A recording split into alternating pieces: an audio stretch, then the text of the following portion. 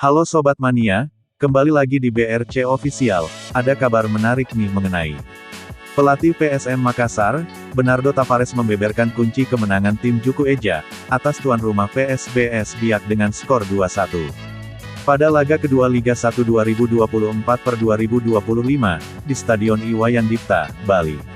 Saya kira layak menang, kami mempunyai banyak peluang, dan mendapatkan 3 poin. Skuad Biak bagus, skuad yang banyak pengalaman, kata Tavares usai pertandingan sore tadi, Jumat, 16/8. PSM yang bermain agresif, berusaha menekan lini pertahanan PSBS Biak. Hingga berhasil mencetak gol, melalui kaki Nermin Haljeta, dan sundulan kepala Abdul Rahman.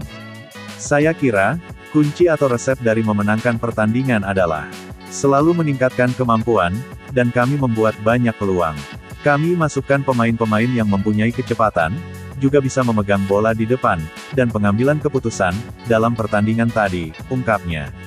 Meski demikian, pelatih asal Portugal mengaku, masih ada beberapa hal, yang harus diperbaiki dalam timnya.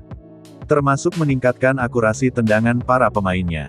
Memang benar saat kita tidak punya akurasi, kita bisa mencetak gol, pada saat kedudukan imbang, bukan pada saat kita unggul.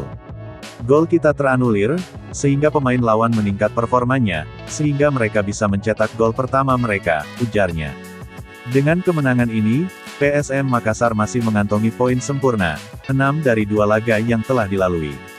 Menarik di laga ini, Yuran Fernandes CS, sukses membuat striker PSBS Biak mati kutu, bak macan ompong di hadapannya.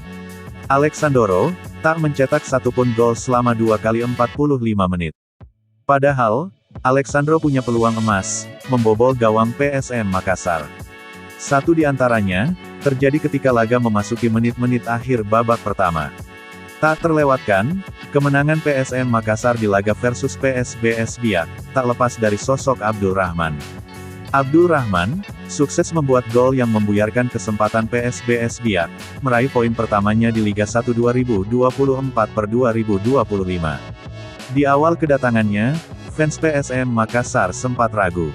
Mengingat, nama Yaakob Sayuri sudah begitu melekat, dan Abdul Rahman dinilai sebagai pemain muda, yang belum teruji kemampuannya.